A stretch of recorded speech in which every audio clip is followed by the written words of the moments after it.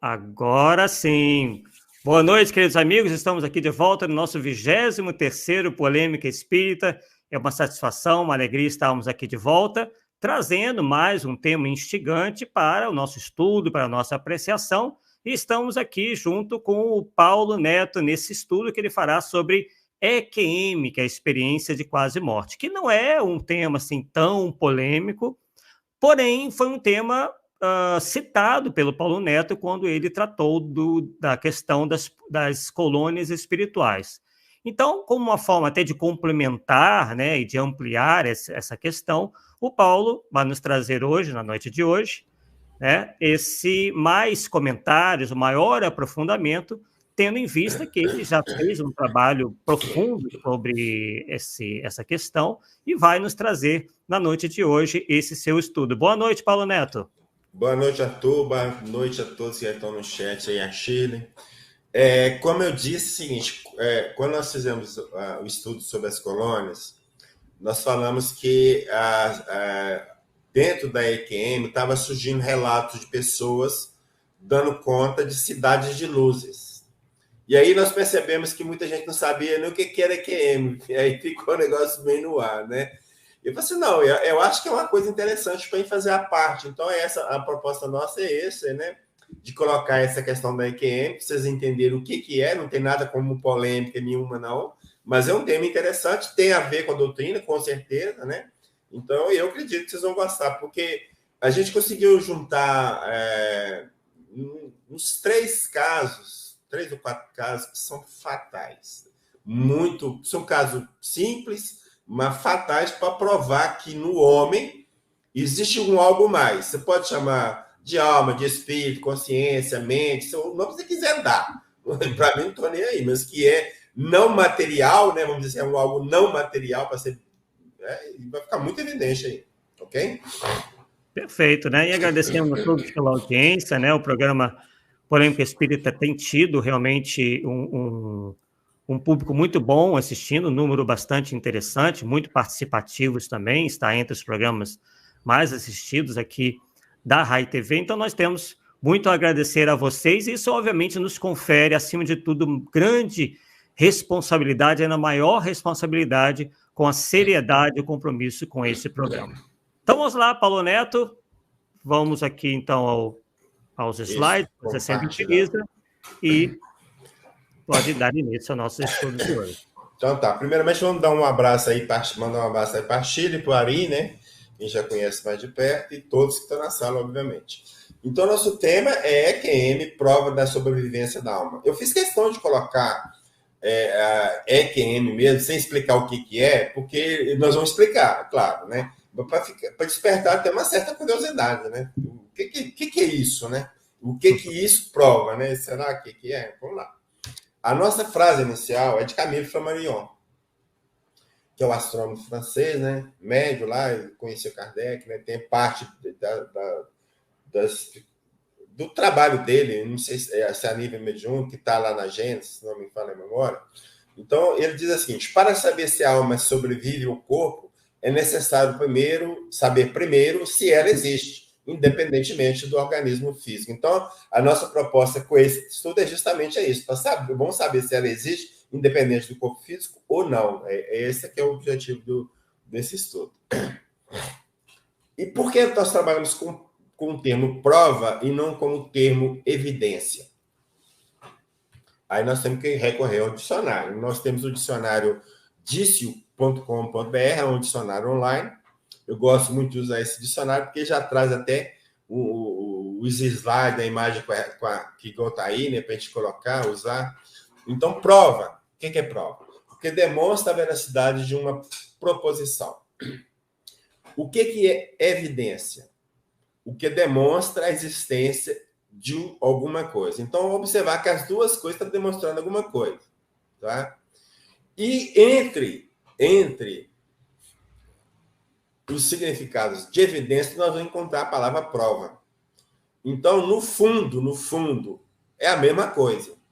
Tá? Você falar prova e evidência, está falando praticamente da mesma coisa. Agora, é a questão de preferir uma palavra à outra. Né? Então, mais ou menos o que a gente percebe? Provas, a gente usa prova para as coisas mais objetivas. E evidência para coisas que você não tem como pesar, medir, né, mais subjetivas. Então, mais ou menos nesse sentido. E aí, nós vamos encontrar em evidência também o indício. Então, aí vamos ver o que é indício, né? Indício é aquilo que indica que provavelmente ocorreu ou existiu. Então, por exemplo, na EQM, provavelmente ocorreu, não tem como provar, no sentido de objetivamente, porque é só fala de todo mundo, é óbvio que vai dar uma evidência muito grande, porque são milhares de pessoas que estão falando a mesma coisa, mas prova não tem, porque não é concreto. Então, a diferença é essa, mas o número de evidências que tem, à medida que vai, é dado estatístico, tá? Quanto maior o número de evidências você tem, mais você está caminhando para o que a gente chama de prova. Então, as evidências passam a aceitar como prova pela quantidade, pela universalidade delas, né, também, né? E aí nós buscamos de um site jurídico, né? Você vê que as palavras têm esse problema. Então, a explicação do advogado Marco Antônio, ele vai dizer o seguinte, ele vai pôr provas versus evidências. Ou são provas ou são apenas evidências. Então, ele deixa ou uma coisa ou outra. As provas são concretas, documentadas, então é algo mais objetivo. As evidências precisam de provas. Então, necessito de prova. Tem certeza, mesmo sem contar com provas objetivas. Provas objetivas. Então, a medida é algo subjetivo, mas a quantidade te vai chegar à conclusão, não, isso é isso mesmo. Por exemplo, muitas vezes a polícia não tem como provar que fulano que matou, né? Não tem como provar. Mas a quantidade de evidências que a polícia levantou presume que foi ele. A presunção de prova que foi ele, não tem outro jeito, né? É mais ou menos isso aí, tá? Então, para mim, não faz muita diferença usar uma ou outra. Eu prefiro prova para trabalhar com uma coisa mais concreta, mais objetiva. É só isso, tá? Bom, então tá aí. EQM, o que é isso, né?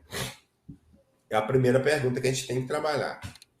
Então, eu vou buscar no site InfoEscola uma definição que Ana Lúcia Santana dá, né? Ela é mestre em teoria literária, ela vai falar o seguinte: nas experiências de quase morte, então aí o que seria EQM? Seria a abreviação de experiência de quase morte, a primeira letra da expressão né, de experiência, Q de quase, M de morte, né? E isso já virou, popularizou de tal forma que se você falar EQM, todo mundo sabe o que você está falando, tá certo? Hoje já se sabe.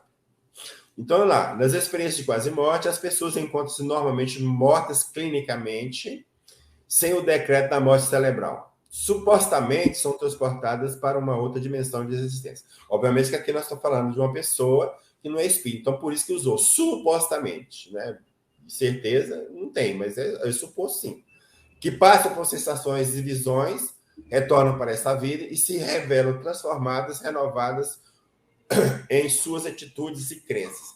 Uma das características mais fantásticas da EQM é que todas as pessoas que passaram por uma EQM positiva, não é o termo adequado, mas o termo positiva, elas mudam radicalmente a vida delas. Geralmente elas passam a ser pessoas mais espiritualizadas. Se ela já era, ela aumenta, potencializa isso. Se não era, passa a ser. Mas uma coisa assim que é muito comum mesmo, talvez a coisa mais comum. Literalmente, elas perdem o medo da morte. Mas é interessante, por que perdem o medo da morte? Porque a experiência que elas viveram, ou passaram, elas têm certeza que a morte não existe. Esse é o ponto. E é muito interessante, porque aí não depende de crença religiosa, de raça, de cor, de país, de cultura, não faz a mínima diferença. O cara que passa, ele passa a ter esse medo, passa a não ter medo, melhor dizendo, da morte do corpo. Bom, continua a Ana Lúcia, então. Estas experiências vêm sendo relatadas há milhares de anos, desde os tempos de Platão. E lá na frente nós vamos falar alguma coisa de Platão, que o Kardec cita ele. Alguns cientistas ainda preferem atribuir este fenômeno a uma hipóxia cerebral. Não sei se pronuncia isso, não, viu, Arthur? Estado em que o cérebro não recebe oxigenação. Então, a hipóxia é quando o cérebro não recebe oxigenação. Então, tipo, entra num estado de alucinação, qualquer coisa assim, e sai contando coisa, eu vi, não sei o quê. Mas peraí, ainda, como diz o outro. Se fosse alucinação, como que os relatos fecham os acontecimentos quando ela estava literalmente apagada? Então, a imaginação cria coisas fantásticas, que não são realidade. Porque se a imaginação está criando realidade, então não é imaginação, são fatos que você viu, que não tem como explicar, mas viu. Né? Bem simples. Né? Aí continua lá. Então, além dessa hipótese cerebral, poderia ser por efeito de determinados remédios consumidos pelo paciente. Então, geralmente, aí quem não concorda, isso é falta de oxigenação, isso é questão de remédio. Outros falam que é crença religiosa, vão por aí fora. Ou seja, quer negar de qualquer jeito essa realidade.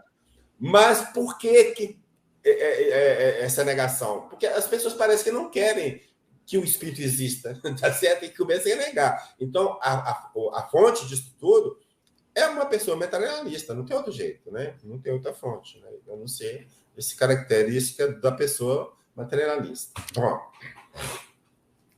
a EQM, experiência de quase morte, a EFC, o que seria? Experiência fora do corpo. E aí eu bolei uma inicial, que seria MPV, que seria o quê? Manifestação de espírito de pessoa viva. São, a nosso ver, então é pessoal meu, casos de estados em que, em certo momento, vivencia a alma. Embora sejam produzidos em situações diferentes, todos esses casos têm origem no mesmo fenômeno espiritual, ou seja, emancipação da alma. Então, quando eu falo de experiência quase-morte, eu estou colocando um tipo de emancipação da alma. A experiência do corpo, mesma coisa. E manifestação de espírito de pessoa viva é a mesma coisa. Então, a base é a mesma, que produz coisas diferentes. Ok?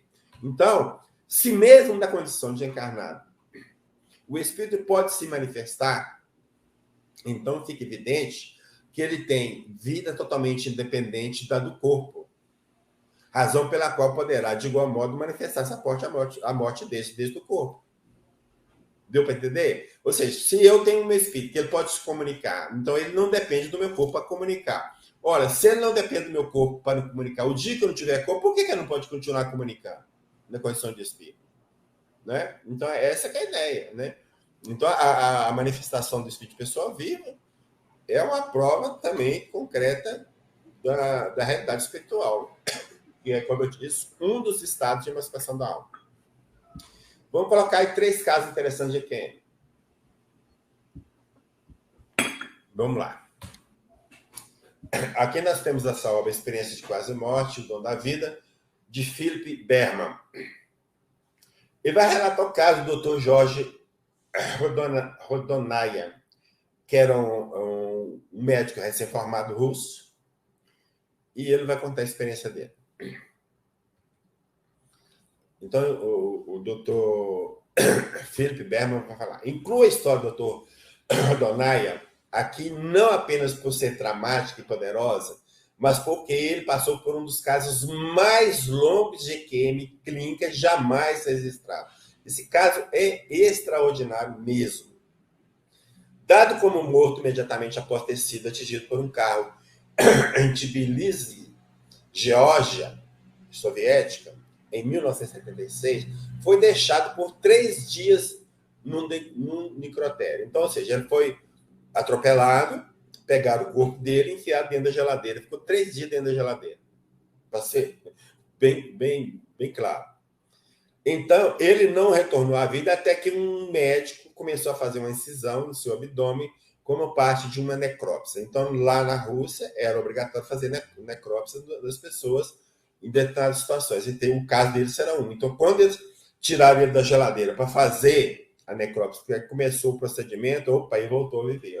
Peraí, ainda não me corta não, meu. Né? Aí vamos lá que o próprio Dr. Rodonaya vai contar a experiência dele. Então, diz assim, no dia seguinte, no dia da minha partida para os Estados Unidos, ele foi permitido, ele parece que não estava se adaptando muito ao regime russo, e para ficar livre dele, deixar ele ir para os Estados Unidos. Tá? Até dizem que esse acidente foi um acidente montado para matar ele, deixar ali, mas queria matar antes de ir, qualquer coisa desse sentido. Bom, então deixaram. Ele estava lá, eu esperava um táxi. Quando vi um carro subir na calçada, evitar algumas árvores e avançar diretamente sobre mim. Aquilo tudo aconteceu no instante. Primeiro vi o carro vindo em minha direção. Depois eu o senti me atingindo em cheio. Acho que voei uns 10 metros. Aterrissei de rosto para baixo e então o carro passou por cima de mim novamente. O cara queria me matar, né? Daquele momento em diante, devo ter ficado inconsciente porque não sou capaz de me lembrar de mais nada do atropelamento e da cena do atropelamento. Ou seja, do fato real, ele não se lembrou mais, né, de nada acontecido. Lentamente eu ressumi minha pessoa e comecei a pensar a respeito do que tinha acontecido, do que estava acontecendo. Está repetido. Está repetido aí. Tem que ser assim. Do que tinha acontecido, porque estou nessa escuridão. Então, quando ele retomou a consciência, aí já está a nível espiritual, tá, gente? Retomou a consciência, ele se viu na escuridão. Você, por que eu estou aqui? O que devo fazer? Então, me recordei da famosa sentença de Descartes, penso, logo existo. E tirei um enorme peso de cima de mim. Então, assim, ó, se eu estou pensando, é porque existo, cara. Então, ele, olha, você vê que linha, né, filosófica, né?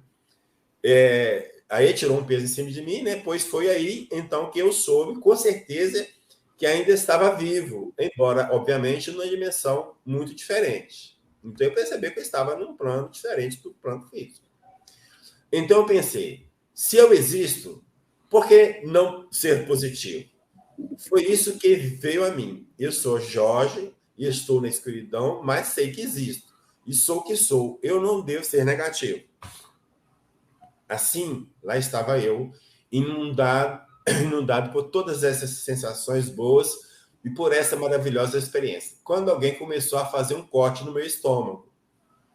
Você pode imaginar? O que havia acontecido é que eu tinha sido levado para o necrotério, fui dado como morto e deixado ali por 3 dias. 3 dias virou picolé. Não tem jeito. E aí voltamos. Não foi remédio. No caso da QMD, não foi remédio. Eles não falam que pode ser remédio? Não foi remédio. Não. Não tem como foi remédio. Que é fruto da imaginação também não pode, porque os casos que ele relata são verdadeiros. Deixa eu ver a outra situação que ele falou aqui. Peraí, só um pouquinho. Deixa eu lá. Falta de oxigênio no cérebro. Tá? Sim, hipóxia. Ele estava lá, literalmente sem, né? Mas o mundo todo, né? Então, é a situação que as explicações materialistas não vai fechar. Não vai fechar, né? Uma investigação sobre a causa da minha morte foi estabelecida e, por isso, eles mandaram alguém fazer uma necrópsia em mim. No momento em que começaram a cortar meu estômago, senti como se uma grande força segurasse em meu pescoço e me empurrasse para baixo. Então, é sinal que ele estava no ponto de cima. Ou seja, uma das características que a pessoa se vê no teto de um ponto mais alto, mais acima, né? Foi tão poderosa que eu abri meus olhos e tive aquela enorme sensação de dor. Então, na hora que ele começou a cortar, e ele abriu, ele acordou. Olha isso aí. Meu corpo estava frio e eu comecei a tremer. Eles imediatamente pararam a necrópsia e me levaram para o hospital, onde permaneci pelos 9 meses. Olha para você ver. A maior parte deles havendo eu passado sob um respirador. Então, ficou 9 meses no respirador. Mas uma coisa que eu não coloquei aqui, mas tem numa reportagem que eu vi, que ele conta que foi na casa dele. E ele era casado e viu a esposa dele lá chorando, mas assim, desesperada com a morte dele. Só que ele percebeu o quê? Que ela estava chorando não pela perda dele, mas por ter ficado viúva tão cedo, tão nova. Olha para você ver. Né? E isso bateu, né? Bateu a informação. Então, esse caso aqui é um caso muito interessante, porque não tem nem como contestar. 3 dias na geladeira, como é que vai explicar? E o cara vem contando coisas que aconteceu, então, né? E esse caso é citado por alguns 3 ou 4 autores de QM aí também. Só para relatar a importância dele, né? Sim. Agora, nós temos o artigo, nessa obra aí são vários autores, a espécie de uma compilação, né? Alguém que organizou, vários.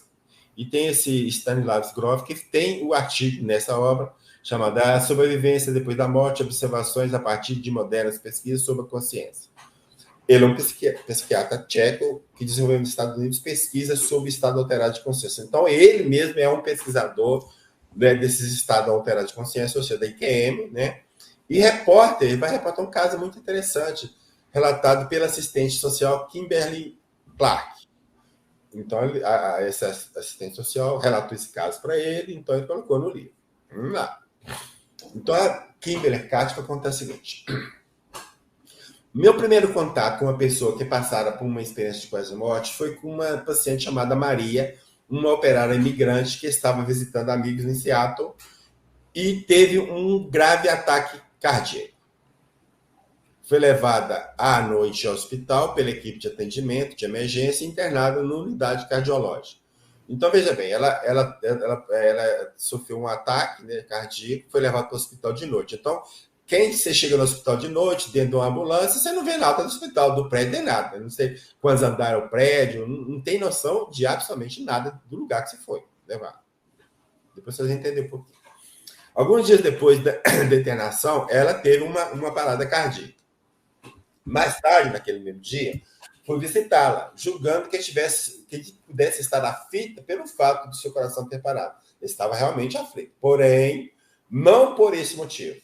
Seu estado de relativa agitação contrastava com sua calma habitual. Queria conversar comigo sobre alguma coisa e contou. Aconteceu algo muito estranho quando os médicos e as enfermeiras estavam lidando comigo. Eu estava olhando para baixo, lá do teto, e os via trabalhar sobre meu corpo. Aí, olha, você vê, o seu relato. Está no teto é uma das características também de relato. Mesma coisa.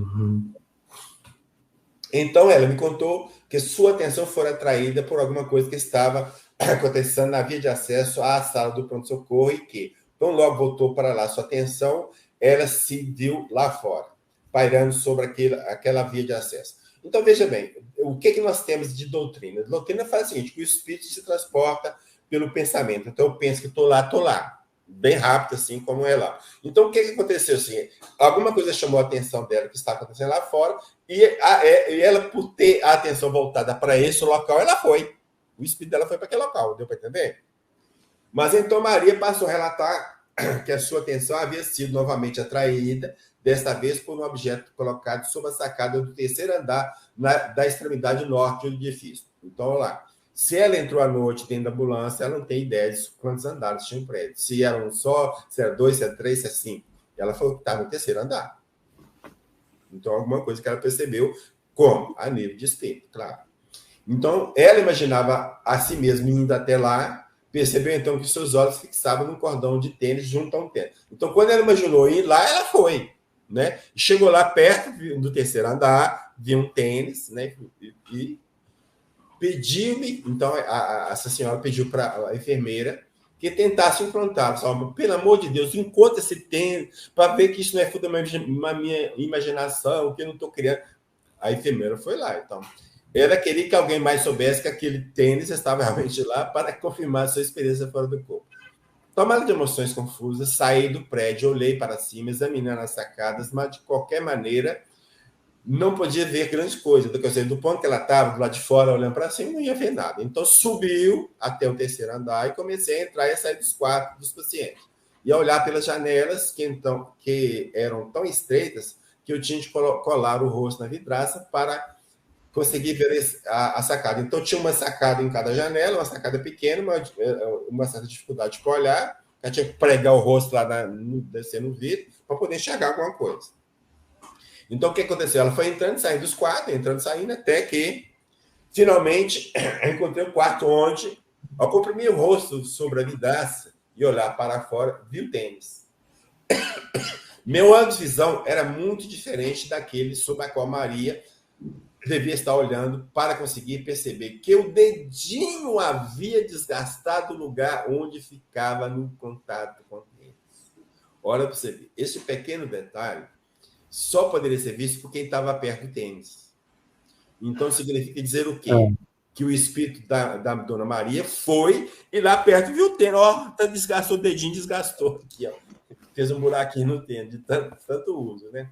E que o laço fora dado para trás do calcanhar. Olha você ver, os dois detalhes. Ele só pode ser visto por quem estava lá. Assim como outros detalhes que ela não descreve, né? A respeito do lado do calçado, porque não estava visível para mim. Então, a Dona Maria descreveu o tênis assim, de uma precisão fantástica, que só pode ter sido porque ela estava diante do tênis. Não tem outro jeito.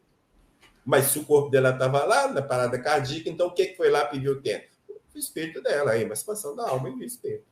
Desculpa, a emancipação da alma, o espírito dela saiu do corpo, foi lá e viu o tênis. Não tem outro jeito. Ela só conseguiria observar todos esses detalhes, né? Continua enfermeira lá do tênis, se estivesse flutuando do lado de fora do prédio e muito perto do tênis. Eu peguei e o levei para Maria. Foi para mim uma evidência muito concreta. É um fato, é um caso, eu acho que simples, né? Os simples geralmente têm os melhores elementos para provar. Não tem como, cara. Muito simples, mas muito interessante. Quer comentar alguma coisa dele aí, Arthur? Muito interessante, né? Me fez lembrar até daquela imagem que pegaram de algo entrando pela janela do hospital onde o Chico Xavier estava internado, né? Quer dizer, a capacidade que tem os espíritos de se transportar para onde eles quiserem, né? Não tem essa questão de obstáculo material, de altura, nada disso, né? Exato. Então... Aí, eu vou usar essa frase. Basta um corvo branco para provar que nem todos são negros. Fecha? Eu não tenho que mostrar que provar que todos os casos é quem. Eu tenho um bem provado, tenho um bem documentado, acabou. Então, eu não tenho que provar que todos os corvos são negros. Então, eu preciso de um branco. Se eu pego um branco, eu tenho preto e branco. É isso que está falando. Então, é o objetivo. Braiweiser, ou Braiweiser, não sei como é que pronuncia aí, Arthur, é conhecido de todos nós, né? Tem muitos livros aí dele sobre experiência de quase morte, de reencarnação, né? Então tem esse específico dele aí, muitas vidas, uma só alma. Aí tem um outro caso muito curioso. A paciente, uma senhora idosa diabética, tinha sido hospitalizada para exames médicos. Então dá a entender que foi um exame de rotina, foi lá no hospital, vou fazer exame. Durante a internação, ela teve uma parada cardíaca e entrou em coma. Os médicos lutaram freneticamente por ela e pediram ajuda a seu cardiologista. Ele entrou correndo na unidade de terapia intensiva, então ela estava na UTI, né? E com isso deixou cair sua caneta de ouro, que foi parar debaixo de uma janela. Durante uma rápida pausa no processo de ressuscitação, ele a recuperou. Bom, mais tarde, a mulher contou que, enquanto a equipe trabalhava, ela flutuava sobre o seu próprio corpo e assistia a todo o procedimento de um ponto acima da mesa de remédios. Ó, o ponto de cima, né? Perto da janela. Ó, sempre de cima. Ela via tudo que estava acontecendo em volta do seu corpo, ouvia tudo, via, né? E ouvia tudo que os médicos diziam, mas para a frustração ninguém podia ouvir. Os esforços dos médicos deram resultados e a mulher voltou à vida. Bom, eu assisti a todo o procedimento. Ela disse a seu cardiologista. Ele ficou atônito. Ou seja, ele ficou espantado. Como, né? Aí ele fala assim, não é possível. Você estava inconsciente. Estava em coma. Aí ela vem, bonita aquela caneta que você deixou cair. Deve ser valiosa. Você viu? Claro. Caiu perto da janela, mas você foi lá recuperá-la. Ela contou e passou a descrever a caneta, a sequência das pessoas que entraram e saíram da UTI, e o que cada um havia feito, coisas que ninguém poderia saber sem ter estado lá. Mas ela estava apagada, não é? Sim. O cardiologista ainda estava abalado dias depois, quando me contou o caso. Ele confirmou que tudo o que a mulher dissera tinha de fato acontecido e que as descrições eram precisas. E não havia dúvida de que ela estava inconsciente. Agora, a cereja do bolo desse relato. Além disso, ela ficara cega há 5 anos. A alma podia ver, seu corpo não. Alguém pode me dar uma explicação dessa aí, Arthur? Não tem como, né? Viu a caneta, viu quem entrou, quem saiu. Ué, ela estava cega, cara. Então, teoricamente, ele não podia ver nada para falar que é o corpo que viu. Agora, nós sabemos que os espíritos veem pelo perispírito, não são cegos, não existe espírito cego. Né? Nós temos espírito que, quando viu, foram cegos, mas espírito cego nós não temos. Né? Então, como é que a pessoa que era cega, que descreve coisas, que teoricamente, pela ciência materialista, não podia escrever porque ela era cega? Então, você tem que aceitar, né, por indução lógica, que existe alguma coisa naquela pessoa que viu, porque relatou e confirmou. Aí, o que é? É alma. Os espíritos falam que é alma. O outro fala que é a consciência, é a mente. Pode dar o nome que quiser de novo. Pode falar o que vocês quiserem. É isso? É. Não tem como. É outro caso aqui que é muito fantástico, é simples demais, mas esse para mim é fatal, porque não tem como explicar por nenhuma das justificativas que eles queiram dar. Falta de oxigênio, de remédio, de imaginação, não tem como. Aí voltamos lá a Camille Flammarion. O único fato bem observado, mesmo que contradiga toda a ciência, tem mais valor do que todas as hipóteses. Fecha? Esse é um fato. Completamente. E ponto. Né? Nem tudo são flores.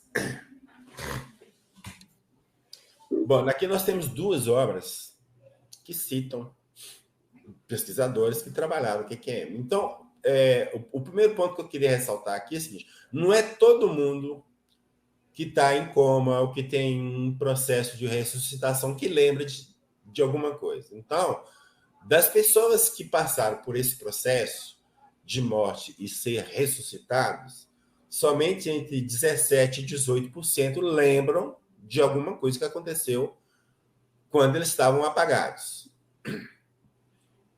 Isso não significa dizer que os outros também não lembram, porque o grande problema é que muitas vezes a gente passou para a experiência e não lembra num certo ponto, mas depois esquece. Vou tentar explicar que vocês vão entender. Às vezes a gente está dormindo e tem um sonho fantástico, você acorda. Assim, mas que sonho, mas que tem, mas não esqueço mesmo. 5 minutos depois, você não lembra nem a pau, como diz o outro. É mais ou menos que ocorre, né? Então, ou seja, pode ser que todo mundo que tem esse processo de coma, de passe por isso, passe por um EQM. Agora, não quer dizer que todos lembram, mas o fato de não quer dizer que nem todos lembraram, não quer dizer que também ninguém passou, todos não passaram. Então, a ideia é essa, mas o tal de relato está aí, é o que estatisticamente deu isso. Entre 17% e 18% que passaram relata alguma coisa. Bom,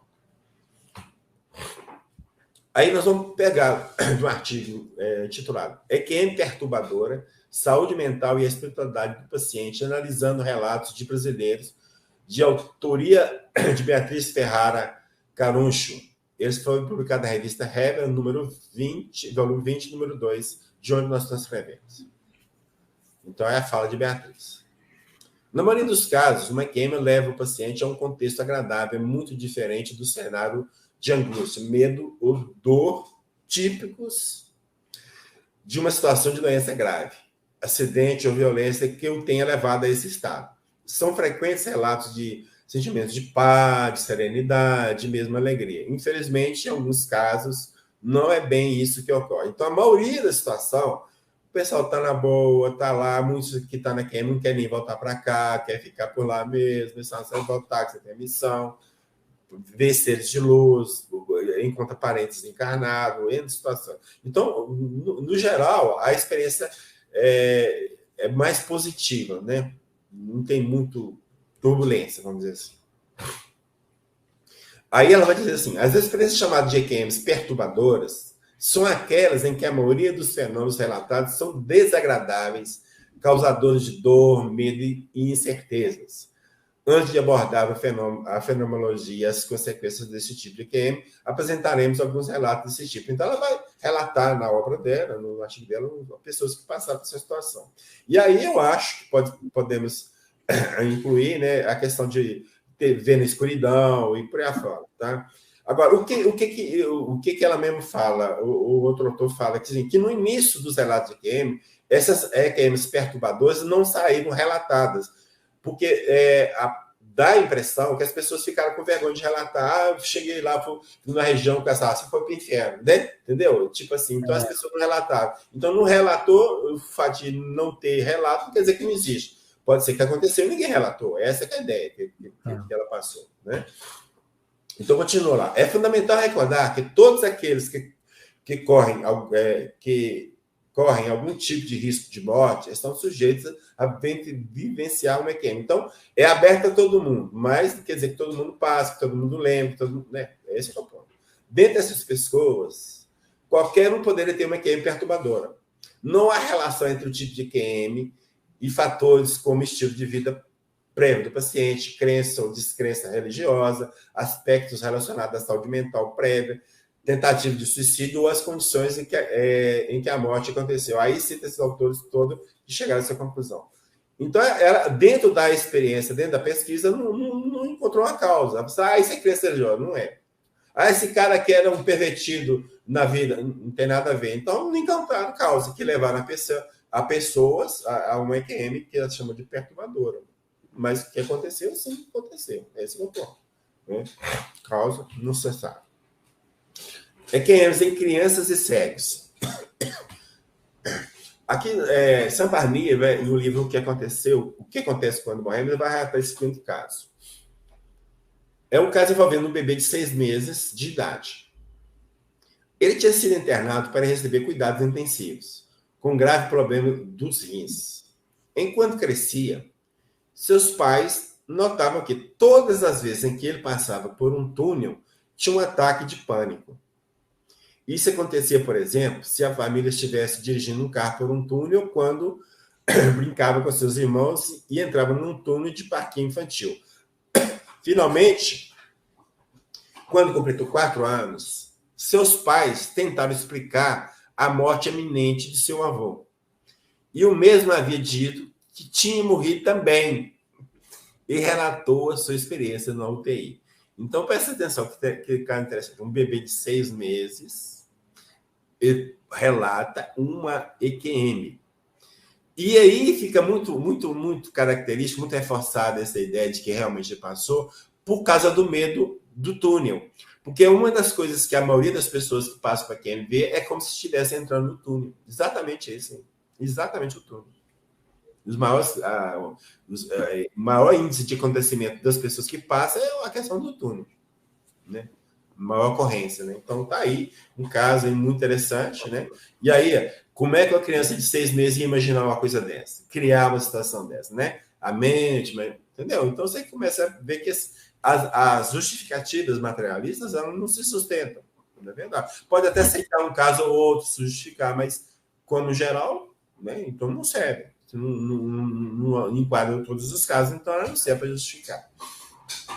Aí Manuel Domingos, esse é escritor português, ele tem um livro que junta vários depoimentos também de vários pesquisadores. O título do livro dele é Relatos Verídicos de Experiência de Quase Morte.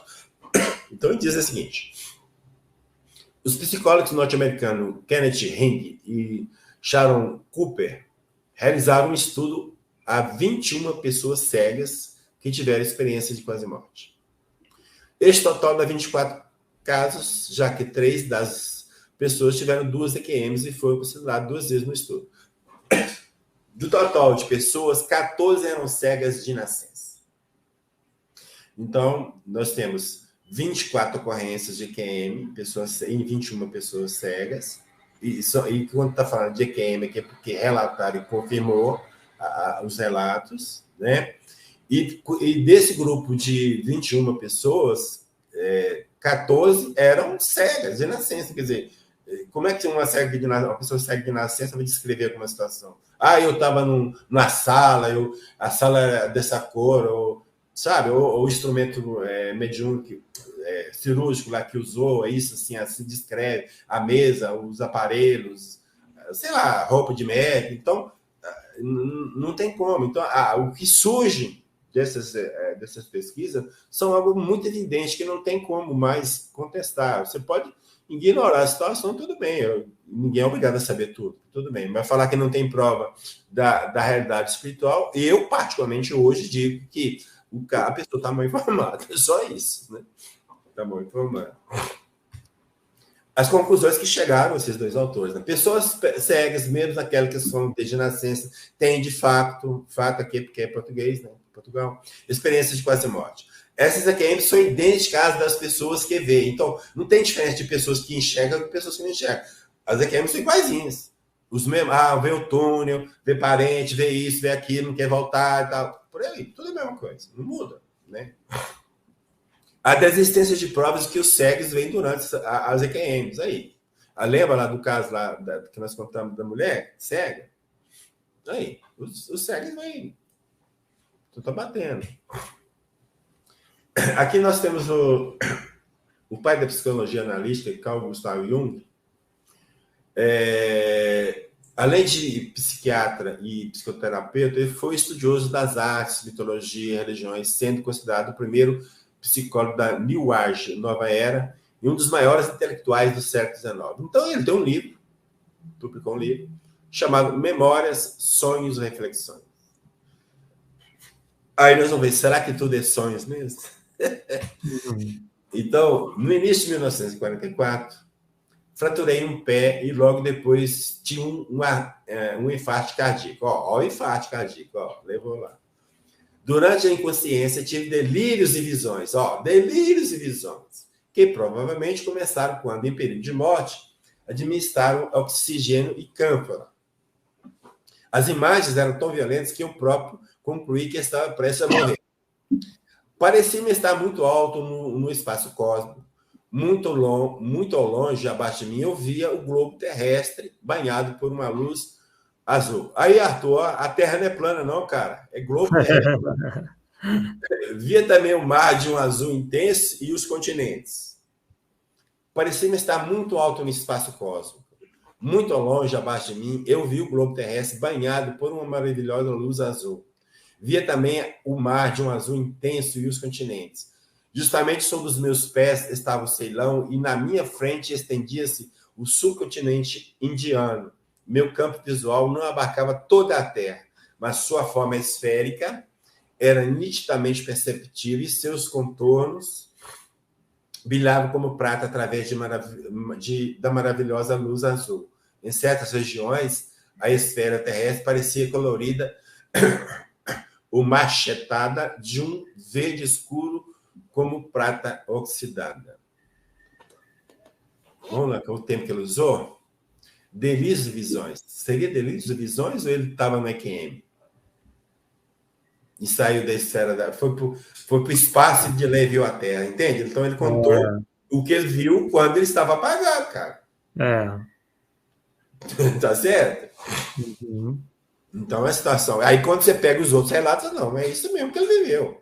O nome que ele deu aqui, delírio e visão, porque muitas vezes você dá um nome que é porque você não acredita ou porque você não sabe o nome técnico daquilo também. Sei lá, né?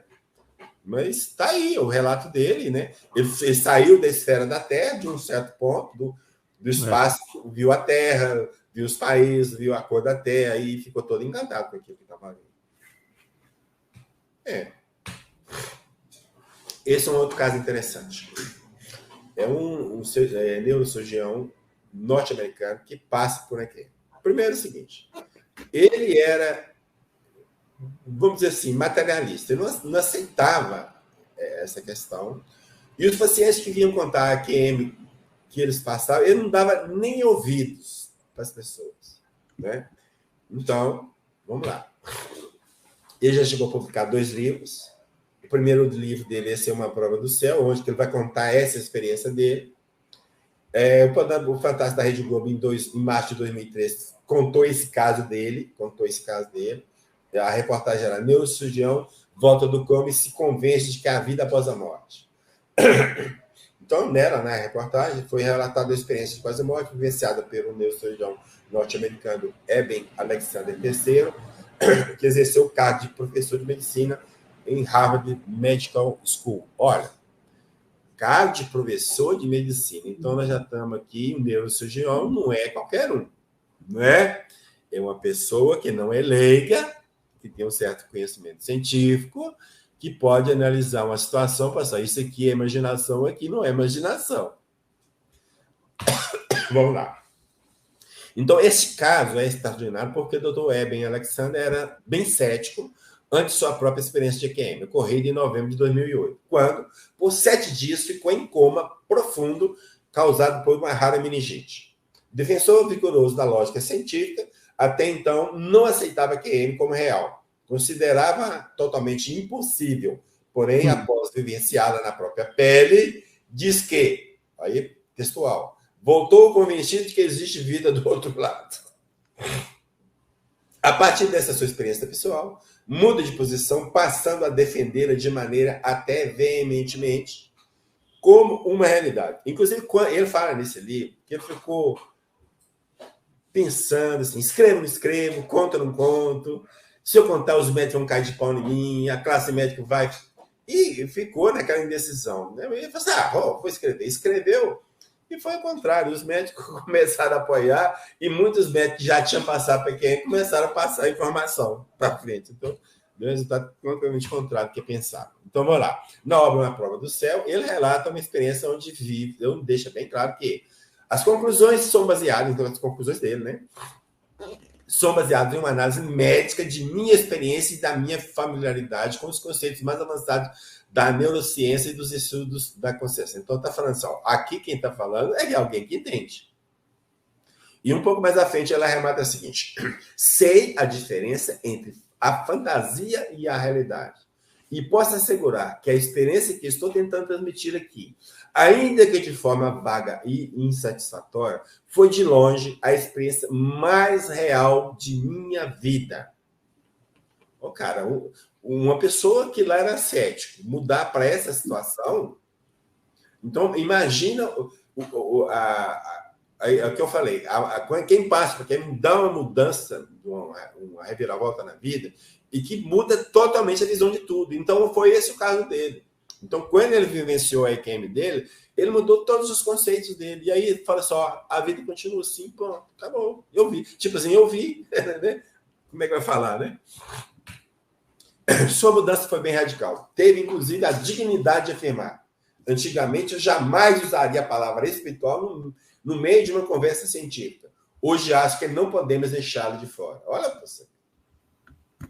Depois, também penitencia-se dizendo, lamento nunca ter levado isso a sério. Nunca ter estudado com atenção o que meus pacientes contavam sobre suas experiências.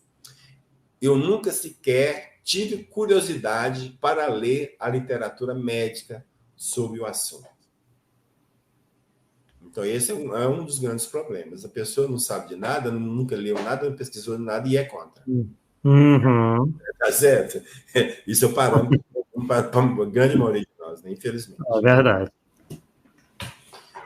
Vale lembrar que, quando estive em coma, meu cérebro não estava funcionando. Qual o cérebro que está falando? Meu cérebro físico. Claro. Né? O cérebro físico não está funcionando. A parte responsável por criar o mundo em que eu vivia e por fazer as informações chegarem ao meu sentido estava simplesmente desligado. Então, por exemplo, se você está de frente de um televisor desligado, você não vai assistir nada. É mais ou menos o que ele está falando. Se meu cérebro está desligado, não tem como eu receber informação. Né? E, no entanto, eu estava vivo, desperto, verdadeiramente consciente, em um universo marcado pelo amor, olha a descrição que dá, pela consciência e pela realidade. Isso, para mim, era um fato indiscutível. Olha o que o cético passou a falar agora. Quanto mais meu raciocínio lógico retornava, mais eu via com clareza que o que eu aprendi durante décadas de estudos e prática médica conflitava radicalmente com o que eu vivi naqueles 7 dias. E mais, eu tinha certeza de que a mente e a personalidade, ou alma, espírito, como queira chamar, continuam a existir depois da morte do corpo. Eu precisava contar essa história para o mundo. Parabéns, doutor. Era exatamente isso que a missão. Caraca, meu. Aí é a imagem dele, né? Aí é o tempo de estudo dele. 25 anos de estudo do cérebro. Então, é alguém que tem conhecimento, né? Então, lá, minha experiência mostrou que a morte não é o fim da consciência e que a existência humana continua no além-túmulo, ou seja, depois da morte, né? E mais importante ainda, ela se perpetua sob o olhar de um Deus que nos ama e que se importa com cada um de nós, com o destino do universo e de todos os seres contidos nele. Caraca, eu sou ouvisse de um cético falando em Deus, que Deus nos ama, que Deus preocupa com tudo, que cuida de tudo. Por 7 dias que ficou do lado de lá, olha que mudança radical na vida. Então, quem passa, muda mesmo. Inclusive, assim, eles não têm nem como explicar. Eu estava vamos dizer assim, uma onda de amor que eu não sei explicar o que era. Não senti ninguém me julgando, sabe? É uma situação fantástica que não tem palavras para descrever tudo que sentem. O sentimento não tem como. Quando uma relatar que viu isso aqui, tudo bem, mas o sentimento não tem como passar para ninguém. Né?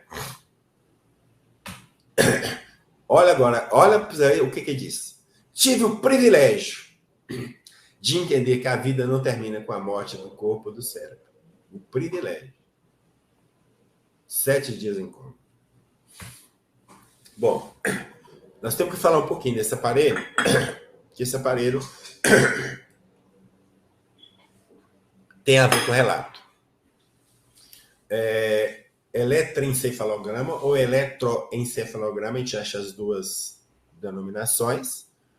Esse tem louco aqui, ó. É um aparelho que chega com vários terminais, liga no cérebro da pessoa para medir frequências elétricas, e esse aqui tudo sai num gráfico bem louco assim, cheio de riscos, né? Quando saem em linha reta, aliás, tem que sair assim, do jeito que está aqui, tudo doido assim mesmo, né? Quando sai em linha reta, significa que o cérebro não está em atividade. O cérebro está parado. Essa que é a ideia. Sem atividade, né?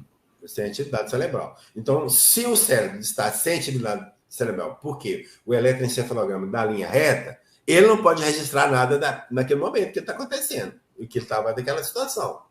Mas, no entanto, os relatos de QM, as pessoas estão relatando. Então, tá aí. O que está relatando? Aí, o espírito... Volta aquela questão. Você pode chamar do que você quiser. Né? Foi o que ele mesmo disse, né? Aí, Jeffrey Long Paul Perry vai, no livro Evidências da Vida Após a Morte, vai falar assim: para entender como é extraordinário ter uma experiência consciente na ocasião da morte clínica,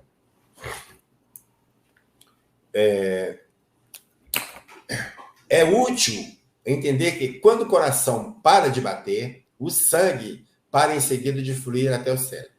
Entre 10 a 20 segundos, é muito curto o tempo, depois que o sangue para de fluir até o cérebro, a atividade cerebral necessária para a consciência cessa. Olha, parou 10 segundos depois. Então, a atividade necessária para a consciência estar ativa, apaga. É mais uma coisa, você chegou, desligou a luz, desligou a televisão, então não era para produzir nada dali para frente. Né? Então, a atividade cerebral pode ser medida por eletroencefalograma, EEG, que é a expressão, a sigla, né? Que registra a atividade elétrica do cérebro. Quando a atividade cerebral para, os registros do eletroencefalograma ficam planos, na linha reta, né? Indicando o quê? Que não há atividade elétrica cerebral mensurável. Então, aqui, nós temos atividade cerebral nessa área e nessa área. Quando está em EQM, o cérebro não registra atividade cerebral. Então, é a linha reta, ok? Então, se está em linha reta e não tem atividade cerebral, então, teoricamente, ele não podia ver nada e nem relatar nada que está acontecendo nesse período de tempo. É só isso. Mas se está falando, então, aí volta para a história. Então, tem algo nele que não é o físico. Muito claro, muito, né, muito simples até de demonstrar. Tinha muito mistério. Os pesquisadores. O Dr. Raymond Moody é o primeiro, né, considerado o pioneiro, né, das EQMs, é citado quase todos os autores, quase todos. Então, ele vai falar o seguinte, no livro A Vida Depois da Vida, ele vai falar o seguinte: a descrição dos eventos testemunhados enquanto fora do corpo conferem muito bem com o que de fato ocorreu. Então, tudo que o cara falou, conferiu. Vários médicos me disseram, por exemplo, que ficaram desconcertados por ver como pacientes sem conhecimento médico podem descrever com detalhes e tão corretamente o procedimento usado nas tentativas de ressuscitá-los. Muito embora esses eventos tenham acontecido enquanto os médicos sabiam que os pacientes envolvidos estavam mortos ou sem atividade cerebral. Para o médico holandês Pim van Lommel, especializado em cardiologia, ele também é um pesquisador da EQM, né, estudioso, ele vai falar o seguinte: a EQM pode ser definida como uma memória que é relatada de todas as expressões que ocorrem durante um estado especial de consciência, tais como uma experiência fora do corpo, sentimentos agradáveis, visão de um túnel, de uma luz, de familiares falecidos ou de uma retrospectiva da vida. São descritas muitas circunstâncias durante as quais ocorre EQM, tais como paragem cardíaca, que é uma das situações que leva lá a morte clínica, choque após perda de sangue, lesão cerebral traumática, ou hemorragia intracerebral, quase afogamento ou asfixia. Mas também doenças graves cujo período de vida não é imediato. Então, essas situações podem levar a pessoa no EQM, é isso que ele está falando. Aí o Manuel Domingues, né, que ele junta vários autores nessa obra, então vários artigos e autores citados, nós temos essa lista lá. Raymond Moody, Melvin Moss, esse Atwater, não sei se pronuncia assim, chutando mesmo, Pim van Lommel, Kenneth Ring, já citamos De Perter, Bruce, Michael, Stevenson, Mário Gomes. Isso, se a gente pegar de todos que citam, vai dar uma lista muito grande. Eu estou pegando só dessa obra, para não ir muito longe, mas todos os autores citam outros. Todos. Citam vários pesquisadores. Uns, coincidentemente, estão aí nessa lista, mas tem muitos que não estão. Mas eu não quis sair fazendo a lista de todos, né, que foram citados, de todos os livros que eu manuseei, mas só neste livro que eu trabalhei para ficar mais objetivo, para não estender a lista demais. Aí nós falamos do Dr. Sam Parnia e voltamos a ele.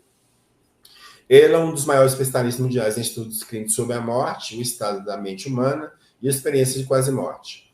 Divide a sua atividade acadêmica entre as pesquisas nos hospitais do Reino Unido e na Cornell University, em Nova York.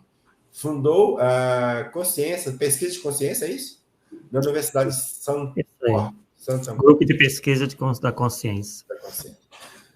O texto é em português de Portugal, tá, gente? Por isso você tem uns trem meio estranhos, essas situações estranhas, atividade, conceito. Bom, então a Parnia apresenta o dilema da ciência médica. Agora, minha busca por respostas estava se tornando cada vez mais interessante. Era de fato incrível que tantos médicos respeitados, trabalhando com o paciente em estado praticamente terminal, tivessem tido suas próprias EQMs. Havia realmente alguma coisa extraordinária acontecendo. Como as pessoas conseguiram se lembrar de detalhes de forma tão clara quando estavam sob morte clínica durante 30 a 45 minutos? Esse era um dilema que não poderia ser descrito tão facilmente com nossos conceitos atuais de medicina. Quer dizer, ele está falando, a medicina não tem como explicar isso. Não. E não tem porquê. A medicina ainda trabalha dentro da questão mais material do ser humano. Ela não encontrou o ser espiritual no ser humano ainda. Então, ela acha que o cérebro que produz o pensamento, por exemplo. Né? Mas se o cérebro produz o pensamento, quando o cérebro está apagado, o que que traz o pensamento da pessoa e coisas que aconteceram e bateu lá quando ele estava com o cérebro apagado. Então, eles não sabem explicar. Não vai explicar nunca. Né? E quanto a outros fatores, geralmente é apresentado, o Dr. Samparni diz o seguinte: não há evidências para fundamentar o papel das drogas. Lembra que nós falamos de medicamentos lá atrás? Falta de oxigênio, falamos também. Excesso de dióxido de carbono, potássio, sódio, como causa da EQM. Curiosamente, os níveis de oxigênio eram maiores em pacientes com EQM do que aqueles sem. Mas tínhamos de ser bastante cuidadosos ao interpretar isso, já que tínhamos uma amostra de pessoas com EQM muito menor do que 100. Então, assim, o meu universo de pesquisa é pequeno, eu não posso bater o martelo, mas o que eu estou vendo é isso. Então, tudo que fala aí de droga, falta de oxigênio, excesso disso, não tem nada a ver, nada disso explica EQM. Quando você quer negar, você cria milhões de hipóteses, né? Mas nenhuma se confirma. Aí nós temos mais outro pesquisador. Ele é citado, inclusive, pelo Dr. Samparni, Dr. Eben Elai, professor adjunto de Mount Sinai Hospital, em New York. Então, ele diz o seguinte: a neurociência não pode nos dizer se existe ou não uma realidade externa atrás dos relatos das experiências de quase morte. E, como tal, nós simplesmente não sabemos. Ciência não oficial, é materialista. As experiências são certamente reais para os indivíduos que passam por elas, mas isso é tudo que podemos dizer neste ponto. Da mesma forma, não podemos refutar as afirmações das experiências também, uma vez que nós mesmos não passamos por elas.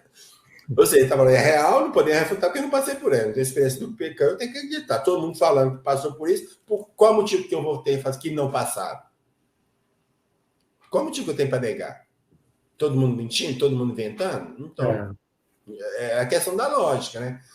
E outra, aí ele fala assim, ó, se eu não passei, como é que eu posso falar que o cara que o cara está falando, eu vi um túnel, que não tem túnel, por exemplo.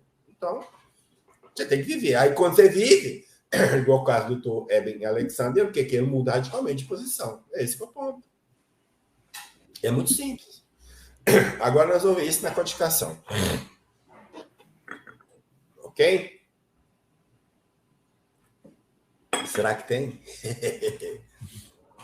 Na codificação, Kardec não aborda a questão da forma como a vemos hoje. Entretanto, ele menciona situações equivalentes, como são os casos de morte aparente, catalepsia e letargia, ocorrências que, bem provavelmente, podem propiciar ao indivíduo uma experiência de EQM. Situações que, segundo entendemos, então a nossa maneira de perceber, poderá levar o paciente a entrar no estado de emancipação da alma. Aí, o que é emancipação da alma? Estágio particular da vida humana durante o qual a alma despende dos seus laços materiais, então a alma sai do corpo, recupera alguma de suas faculdades de espírito, então passa a ser o espírito, está fora do corpo, é o espírito, né? E entra mais facilmente em comunicação com os seres incorpóreos. Revista Espírita de 1858, Kardec vai mencionar quem? O Platão. Lembra que lá no início nós falamos do Platão? Que é o filósofo matemático da Grécia Antiga. Então, ele vai falar que em sua alegoria, Platão, né? Do fuso da necessidade, Platão supõe uma conversa entre Sócrates e Glauco. E em vez do primeiro, ou seja, Sócrates, o discurso seguinte sobre a revelação do Armínio é personagem fictício. Vamos ver o que é narrado nesse livro. A narração que eu vou lembrar, disse Sócrates a Glauco, é de um homem de coração. O Armênio, originário da Panfilha, foi morto em batalha. 10 dias depois, como se carregavam os cadáveres já descurados daqueles que tombaram com ele na guerra, né? O seu foi encontrado são inteiro. Levaram-no para casa para fazer seus funerais. Então, estava lá catando os cadáveres depois da guerra, encontrou dele, 10 dias depois da guerra, você vê, encontraram dele, levou para casa para preparar para enterrar. No segundo dia, então 10 dias, 2 dias depois, então 12 dias, né? Quando ele estava sob a fogueira, ele reviveu e contou o que vira na outra vida. Então ele contou a vida. 12 dias depois, contou a vida. Então ele diz, logo que a sua alma saiu do seu corpo, partiu com uma multidão de outras almas e chegou a um lugar maravilhoso onde se viam na terra 2 aberturas vizinhas uma da outra e 2 outras aberturas no céu que correspondiam àquelas. Entre essas 2 regiões estavam sentados os juízes. Então parece que você está vendo o julgamento, né, dos mortos, né? Desde que pronunciavam uma sentença, ordenavam aos justos para tomar seu caminho à direita por uma abertura do céu. Depois de lhes afixar à frente um leiteiro contendo o julgamento dado em seu favor, e aos maus de tomar o caminho à esquerda dos abismos, tendo atrás do dorso um escrito semelhante onde estavam marcadas todas as suas ações. Então, os bons vão para a direita, tinha um leiteiro, só você fez isso e isso, o julgamento está favorável. O outro, tudo que fez de mal nas costas. Pode ser. Quando, por sua vez, então, o R se apresentou, né, o juiz declarou que ele deveria levar os homens à novidade de que se passaram neste outro mundo. Lhe ordenaram escutar e observar tudo que ele ia oferecer. Então, quando chegou a vez de ser julgado, só assim, não, peraí, você vai ser julgado, sua missão aqui é de ver o que está passando e voltar para ler para contar para todo mundo que você viu aqui. Olha, você vê que é um caso muito interessante de um EQM. Pode ser ficção? Sim, claro, pode ser ficção. Mas muitas vezes a ficção é base em fatos reais. Esse é o ponto. Como é que uma ideia vem surgir de uma EQM, vem surgir do nada? Ou seja, um cara não tem nem intuição, alguém contou um caso, né? Fica assim, né? Meio difícil, mas tá aí. Revista Espírita de 1868, mês de julho. Vamos ler o seguinte. Em todos os tempos, fenômenos espontâneos muito frequentes têm como a catalepsia e a letargia, o sonambulismo natural e o êxtase mostrar a alma agindo fora do corpo. Então, ele está falando assim, nesses casos de letargia, catalepsia, sonambulismo e êxtase, a alma age fora do corpo. Então, a alma desliga do corpo, a alma emancipa do corpo físico e age fora do corpo físico. Mas a ciência os desdenhou deste ponto de vista. Ora, eis que uma nova descoberta, a anestesia pelo cloroforme, de incontável utilidade nas operações cirúrgicas e cujo efeito, por isso mesmo, se é forçado a estudar diariamente, torna a ciência testemunha desse fenômeno. Então, o que Kardec está falando? Quando a pessoa, por uma situação qualquer, né, ou num procedimento cirúrgico qualquer, melhor dizendo, precisou ser anestesiada, então vai acontecer o que com ela? A alma agindo fora do corpo. Está falando isso. Então, aqui, pessoas em operações de cirurgia, o IQM, que geralmente as pessoas passam é justamente disso aqui. Entendeu? Passa por esse. Então, é interessante essa percepção que já lá na época Kardec viu, mas não tinha conhecimento suficiente para saber, não tinha o nome, não tinha nada, mas ele percebeu isso aí. Então, entre os numerosos fatos desse gênero, produziu-se o seguinte na parte do Dr. Velpot. Uma mulher que não tinha manifestado nenhum sinal de dor, enquanto eu a liberava de um volumoso tumor, despertou sorrindo e me disse: bem sei que terminou, deixar-me voltar completamente e vou explicar isso. Não senti absolutamente nada, logo acrescentou ela, mas eis como soube que estava operada. Em meu sonho, então assim, o que é meu sonho? Então, o que aconteceu? Ela saiu do corpo enquanto está sendo operada, então ele vai falar que é o sono, né? O sonho. Fui fazer uma visita a uma senhora do meu conhecimento, ela saiu do lugar que estava, foi para casa de uma amiga e para conversar sobre uma criança pobre que devíamos colocar numa instituição. Enquanto conversávamos, a senhora me disse: queres estar neste momento em minha casa? Não é. Pois bem, minha cara amiga, estáis completamente, enganai-vos completamente, porque estáis em vossa casa, em vosso leito, onde vos fazem uma operação agora mesmo. Então, o que aconteceu? Ela foi na casa do amigo, conversou com ela, mas sua amiga viu, mas não, você não está aqui, não, você está na sua casa. Olha quem aí. Se é assim, eu vos peço permissão para prolongar um pouco a minha visita, a fim de que tudo seja acabado quando eu voltar. Assim, já que estou sendo operado, vou ficar mais um pouquinho, porque quando eu voltar já acabou essa história toda lá. E eis como, abrindo os olhos, antes mesmo de ser despertada de todo, pude anunciar-vos que estava operado. Então, ela sabia que já tinha terminado a operação por isso. E quando ela voltou, ela já tinha percebido. Aí vem Kardec e fala assim, o cloroforme oferece anestesia por cloroforme, né? A milhares de exemplos tão contundentes quanto esse. Então, Kardec está mostrando que existe várias situações igual a essa. Ele está falando de quê? De EQM, gente. Aqui é EQM. Não tem o nome, não tem o nome técnico de hoje, mas é EQM. Ou não? Se não tem um nome, não existe. Se não está o nome na codificação, não existe. Mas o EQM ou não é? Com certeza. Não tem dúvida nenhuma. A gente percebe aí que não precisa estar o nome, a gente tem que se apegar à ideia. A ideia está toda aí, não importa se Kardec classificou isso como EQM ou não. Tá? Pois é. No livro Agente, eu falo dos fluidos, no item 30, tem um tópico, explicações de alguns fenômenos considerados sobrenaturais. Aí vai falar justamente da catalepsia, ressurreições, e eu vou transcrever. Em certos estados patológicos, quando o espírito ha deixado o corpo e o perispírito só por alguns pontos se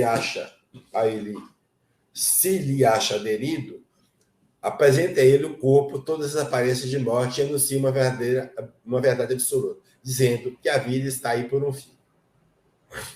Semelhante estado pode durar mais ou menos tempo. Pode mesmo algumas partes do corpo entrar em decomposição, sem que, no entanto, a vida se ache definitivamente extinta. Enquanto não se haja rompido o último fio, aqui está falando do cordão fluídico, né? Pode o espírito, quer por sua ação enérgica, por uma vontade, da sua própria vontade, quer por um influxo fluídico estranho, igualmente forte, ser chamado a volver o corpo. Então a pessoa está quase largando o corpo, mas por uma situação qualquer, ela volta. Olha o QM aí, ó. A situação de QM. É como se explica os fatos de prolongamento da vida contra todas as probabilidades e algumas supostas ressurreições. E aí nós podemos julgar aquelas ressurreições relatadas na Bíblia não são de fato ressurreições. As pessoas ainda não estavam mortas, porque morreu no sentido de que o corpo perispiritual foi desligado do corpo físico, não tem como voltar a não ser numa outra vida, num novo corpo, que seria a reencarnação. Ok? Quando, porém, as últimas moléculas do corpo fluido se tem destacado do corpo carnal, ou quando este ha chegado a um estado irreparável de degradação, impossível se torna todo regresso à vida. Então, essa é a situação. Um cordão de prata é isso aí, com o corpo fluídico, um exemplo interessante. A pessoa está aqui em estado de sono, o espírito sai do corpo, mas ele vai mantendo ligado ao corpo físico, o que a gente chama de cordão de prata, cordão fluídico, que nada mais é que a extensão do próprio perispírito. E para onde o espírito for, esse fio vai ficar aqui. É igual... E aí é fácil a gente identificar no arrenama mediúnica se o espírito está manifestando pessoa viva ou pessoa morta. Porque se for pessoa viva, esse rastro vai aparecer para os videntes. Então, não tem esse cordão, aí já morreu, né? Isso aí morreu mesmo. Tá? Porque eu fico até imaginando, Arthur, você está na arrenama mediúnica, tem um espírito de pessoa viva manifestando, não tem nenhum vidente para perceber que é pessoa viva. Você fala assim, sobe, meu filho, sobe, eles vão te ajudar nesse filho, sobe. Entendeu? Aí vem Kardec, questão 422. Os letárgicos catalépticos, em geral, veem e ouvem o que em derredor se diz e faz, sem que possa exprimir que estão vendo e ouvindo. É pelos olhos e pelos ouvidos que tem essas percepções. Então, o Kardec está falando, nos casos de letargia cataléptica, os caras que sentem tudo que está acontecendo na volta. Então, ele está colocando o quê? Já a situação de EQM, que é exatamente isso. O cara está apagado e não dá conta do que está acontecendo na volta. Né? A resposta dos espíritos, não, pelo espírito que percebe. O espírito tem consciência de si, mas não pode comunicar-se. Por quê? Porque aí isso se opõe ao estado do corpo. O corpo está dormindo, está em êxtase, ok? Então o espírito pode falar. E esse estado especial dos órgãos vos prova que no ó, esse está despertado nos prova que no homem há alguma coisa mais do que o corpo. Exatamente o que nós estamos falando desde o início. Pois que? Então o corpo já não funciona e, no entanto, o espírito se mostra ativo. Se o espírito conta casos de coisas que aconteceram no período que o corpo estava apagado, desligado, ou no eletroencefalograma em linha reta, então tem alguma coisa além do corpo. É isso que está falando aqui, está batendo com o que nós desenvolvemos até agora. Na letargia, pode o espírito separar-se definitivamente, inteiramente do corpo, de modo a imprimir todas as aparências de morte e voltar depois a habitar? Na letargia, o corpo não está morto, porquanto há funções que continuam a executar-se. Sua vitalidade se encontra em estado latente, como na crisálida, porém não aniquilado. Ora, enquanto o corpo vive, o espírito se lhe acha ligado. Em se rompendo por efeito da morte real e pela desagregação dos órgãos, os laços que pendem um ao outro, ou seja, o perispírito e o corpo, né? O espírito não volta mais a ser voltado. Então, desligou o átomo, então não tem como aquele espírito voltar ao corpo que ele estava habitando. Desligou, não tem como voltar. Se voltou e se contou alguma coisa, é porque ainda estava ligado. Então, por isso que, voltando no Evangelho, não existe nenhuma ressurreição no sentido que entendem. Ou seja, o cara morreu e voltou à vida. Não, o caso a pessoa teve uma aparência de morte e voltou à vida. Morreu, não. Ah, mas o Lázaro, pô, há pouco tempo atrás, enterrava pessoas vivas. Que quando ia colocar uma outra pessoa, vamos supor, tem um costume de família, né? Que ia colocar outra pessoa, tinha que abrir o caixão, aquele negócio todo, e encontrava o cara virado dentro do caixão. Mas peraí, então enterrava vivo, cara. Né? Então era muito fácil. Então, né, a medicina a de lá de trás, que era impotente para detectar essas nuances, né? Então, muita gente foi enterrada viva. Muita gente, com certeza. Né? No caso de Lázaro, então, que nós citamos, Lázaro realmente não estava morto. Ainda. Mesmo ter sido enterrado, ele não estava morto. O perispírito dele, ou o espírito dele, estava ligado ao corpo. Tanto que estava Jesus só. Ô, moço, cai da fase desse turma aí, vem para cá, meu. Ele foi, na boa. Porque ele, então, estava ligado. A encarnação do espírito constitui obstáculo absoluto à sua evocação? Não. Mas é necessário que o estado do corpo permita que, no momento da evocação, o espírito se desprenda. Qual o estado? Dormindo, em êxtase, né? Quanto mais elevado for em categoria no mundo onde se acha o espírito encarnado, tanto mais facilmente ele virá. Porque em tais mundos os corpos são menos materiais. Pode-se evocar o espírito de uma pessoa viva? Sim, visto que se pode evocar um espírito encarnado. O espírito de um vivo também pode, em seus momentos de liberdade, esses seus momentos de liberdade e os momentos de emancipação da alma, se apresentar sem ser evocado, dependendo da simpatia que tem pelas pessoas com quem se comunica. Em que estado se acha o corpo da pessoa cujo espírito é evocado? Dorme ou cochila. É quando o espírito está livre. Você está dormindo, está cochilando, o espírito sai do corpo, então o espírito está livre. É isso que eu estou falando. Coisas que surgem nos relatos das EQMs, que também se vê nas obras do espírito. Aqui é um apanhado geral, tá, gente? Geral, não é só dessa obra. Uhum. Orientadores espirituais, seres de luz. Encontro com parentes desencarnados. Construções, paisagens, cidades, etc. Retrospectiva dos fatos da vida. Somos os próprios juízes dos nossos atos. Percepção das emoções das pessoas que se magoou. Uns têm o livre-arbítrio para voltar ou não. A outros é imposta a volta. Visão 360 graus e cegos com percepções visuais. Conversa não verbalizada, mas por telepatia. Isso é interessante, porque na doutrina espiritual que a gente comunica, por quê? Pensamento é pensamento, olha aí. Espírito ajudando a equipe médica. E a maioria os médicos trabalhando, os enfermeiros, estão lá. Tem médico que se olha para sua casa e diz, você tem isso. Mas de onde que? Eu não examinou nada, como é que está falando que tem isso? Provavelmente o espírito lá está ajudando o cara, né? Tem simpatia por aquele médico, está intuindo, a doença daquele cara é assim. Ou então o cara rodou tudo que é médico, não achou, vai nenhum, o cara acha. Entendeu? Então, existe muito, só que a gente não percebe, né? Infelizmente não percebe. E a questão do cordão fluídico, né? que é percebido em vários relatos. Os próprios espíritos, as próprias pessoas vendo o cordão fluídico. Aí voltamos lá no Dr. Raimundo Moody, agora o outro livro dele, Reflexões sobre a Vida Depois da Vida. Aí consta o item Cidades de Luz, dentro do capítulo 9 elementos, do qual estou escrevendo. É só um pedacinho para mostrar uma das coisas que aparece lá, e foi essa coisa que nós citamos lá nas colônias.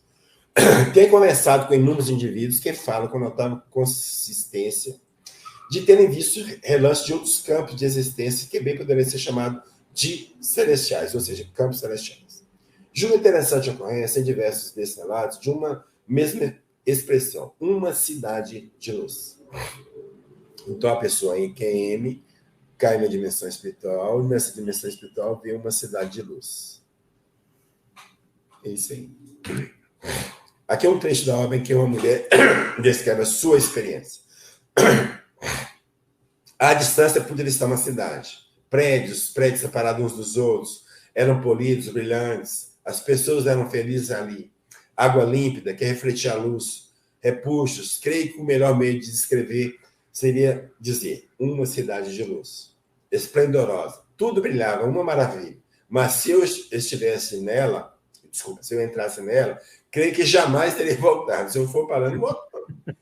Disseram que se eu entrasse ali, não poderia regressar. Se você fosse, não volta mesmo, não. Né? E isso, muitos relatos têm isso. Não pode passar daqui. Se você passar, você não tem como voltar.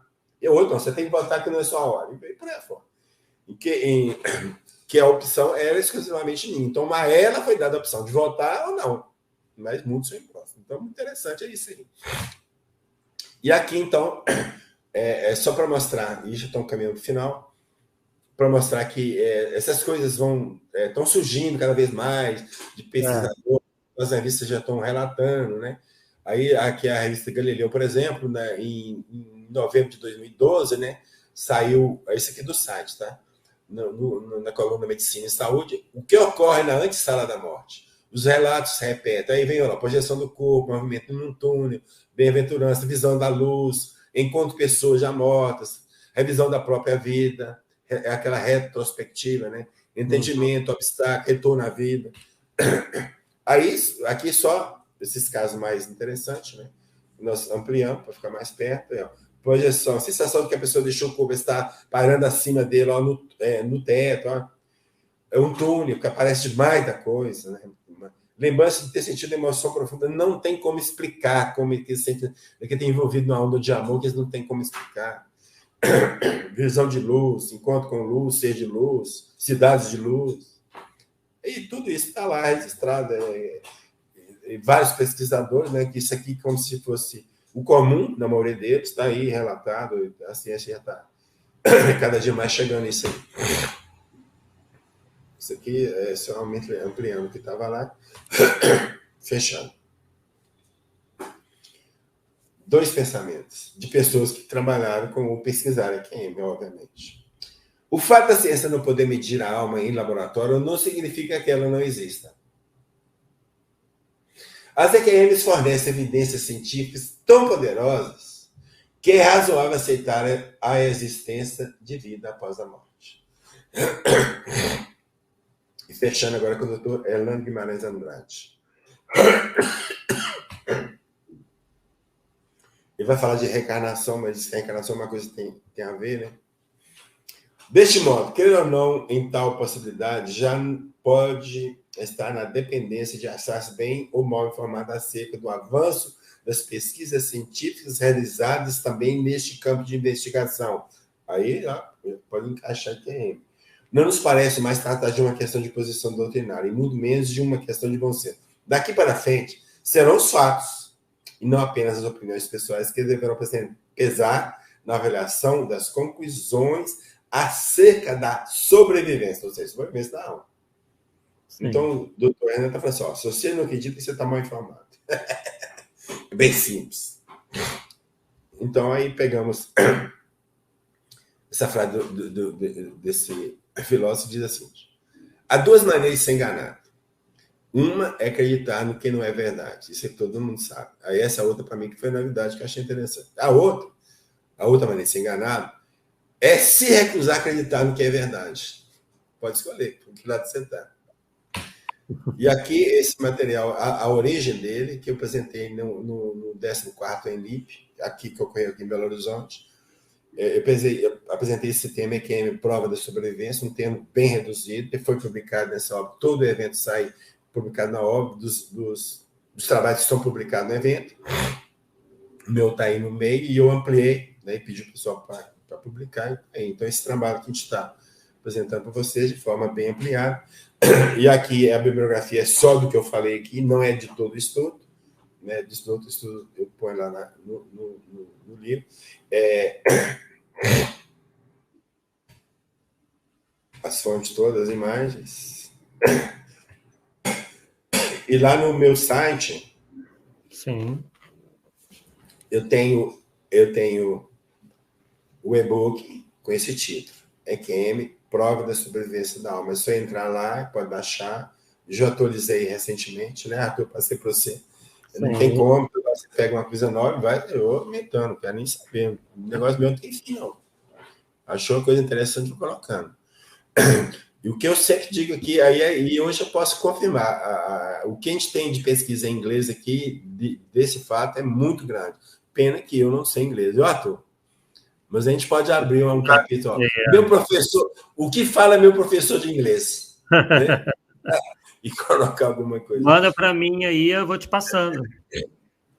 Tá, então aí, gente, está disponível para quem quiser. Para quem quiser, é só entrar no meu site, paulosnetos.net, está lá. E sempre aquela questão, se tiver alguma coisa aí meio equivocada lá, por favor, me avisa, que a gente quer estar certo, né? É certo. Falar, estar com a verdade, né? Nem ser o dono da verdade, mas estar com a verdade. Principalmente que a gente trabalha com princípios doutrinários, então eu acho que é importante. Perfeito, Paulo. Bem, vocês puderam ver aí, né, um estudo bem profundo. Quem quiser se aprofundar ainda mais, né, como o Paulo acabou de dizer aí, de indicar, tem um livro dele que vocês podem baixar gratuitamente no site, né, que ele já mostrou aí para vocês, né? Bem, então, não temos perguntas, né? O pessoal todo aqui agradecendo, inclusive, né? O pessoal de Pecorari, um dos que agradeceram aí agora no finalzinho. Eu queria dar um recado para o Cláudio. Sim. Ô, Cláudio, na semana passada você perguntou por que nós não falamos sobre adulteração de agênese. Lembra? Foi outras pessoas já tinham falado isso também. Nós não podíamos adiantar muita coisa porque nós não tínhamos nada positivo. Nós fizemos convite para uma pessoa, a Luciana Faria. Ela foi escolher uma data para apresentar o trabalho dela. É uma pesquisadora que entrou de cabeça nessa história. Então, ela vai mostrar para nós se tem adulteração ou não. Tá? E vai mostrar para nós por que, que conclusão que ela chega e com base em que ela chega à conclusão. Tá?